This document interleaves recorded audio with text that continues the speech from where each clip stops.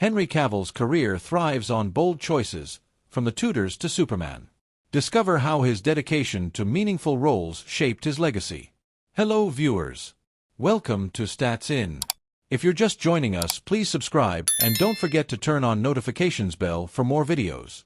Henry Cavill began his journey by starring in small projects like the Count of Monte Cristo, but it was the Tudors that earned him initial recognition.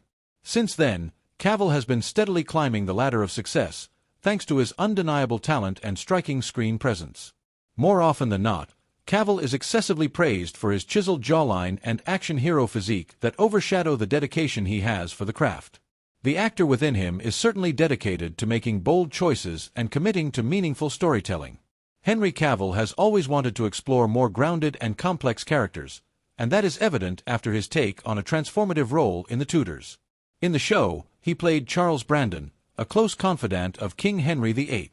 His character is someone who develops throughout the seasons and goes from being a reckless yet charming man to someone who is noble and dutiful.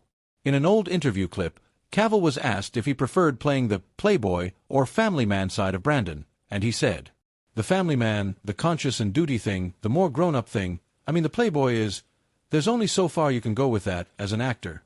Clearly, the superficial allure did not matter to Cavill. He wanted to embrace a role that was mature and gave him more to do as an actor. This mindset has continued to shape his career even today, proving that substance can indeed outshine style. Henry Cavill's focus on playing responsible and dutiful characters had a profound impact on his filmography. He seemed to embody the aura of someone who is morally righteous and honorable, which led to him being cast as Superman. The DC character is not just a messiah with a red cape, but someone who stands as a symbol of hope and integrity. Cavill seemed to naturally bring these qualities to the role. Another one of his performances that led to a massive uproar was the one in The Witcher, where he played Geralt of Rivia, a nuanced being who's caught up in his personal struggles and moral obligations. There's a recurring theme in Cavill's career as he seems to be fascinated by characters who manage responsibilities and the weight of their choices. Cavill has successfully proven that he's not just a charming leading man, but a reliable actor who can bring gravitas to any role he plays. Superman and Evil Superman went toe-to-toe at the James Bond editions back in the day, but Henry Cavill fell a bit short of Anthony Starr.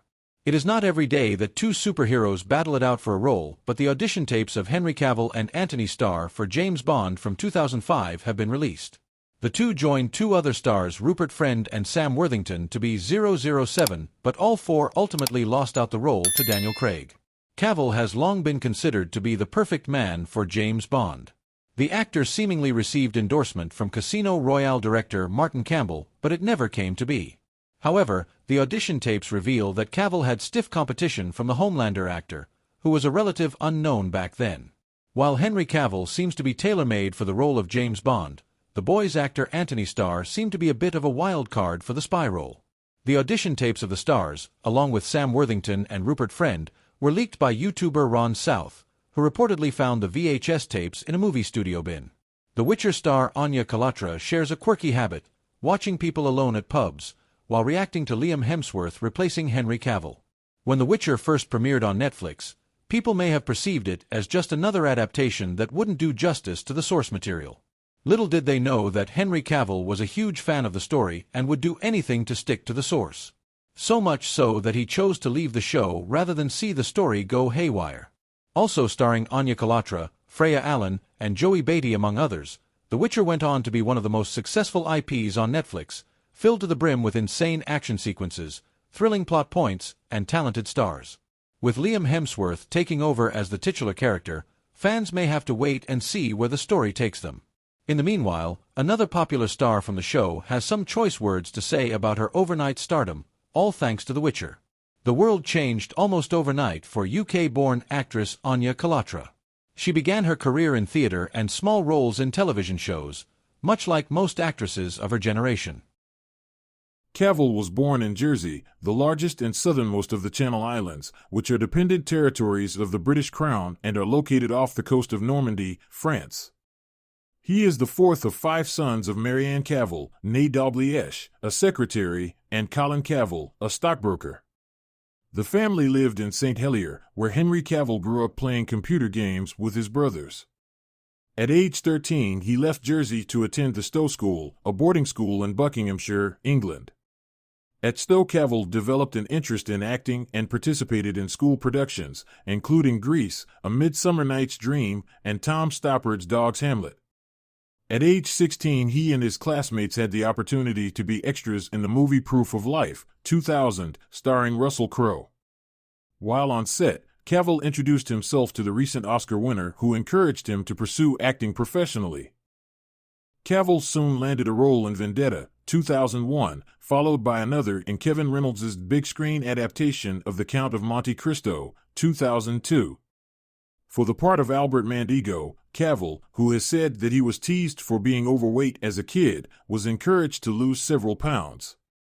In addition, Cavill had guest roles in a number of British television shows as well as supporting parts in the coming-of-age film I Capture the Castle, 2003, and an adaptation of the Celtic romance Tristan plus Isolde, 2006. During this period, Cavill auditioned for several iconic roles, including Superman and James Bond, which ultimately went to Brandon Routh in Superman Returns and Daniel Craig in Casino Royale, both 2006, respectively. Those setbacks led him to consider following in the footsteps of two of his elder brothers and joining the armed forces. In 2007, however, Cavill garnered his first leading role in The Tudors, a cable series following the exploits of Henry VIII, played by Irish actor Jonathan Rhys-Meyers. Cavill portrayed Charles Brandon, a loyal courtier to the king. The series helped make Cavill a familiar face, and during its 4 seasons, 2007 to 10, he also appeared in such films as the adventure fantasy Stardust, 2007, and the Woody Allen comedy Whatever Works, 2009. After The Tudors, Cavill proved his skill as an action star, playing Greek hero Theseus in Immortals, 2011, and the son of a CIA agent, played by Bruce Willis, in The Cold Light of Day, 2012. In 2011, Cavill announced that he had been cast as Clark Kent/Superman in Man of Steel, 2013. He later admitted that he had missed the call from director Zack Snyder offering him the job because he had been playing the online game World of Warcraft. To portray the Man of Steel, Cavill transformed his body, adding so much muscle that he sometimes split the seams of his Superman costume.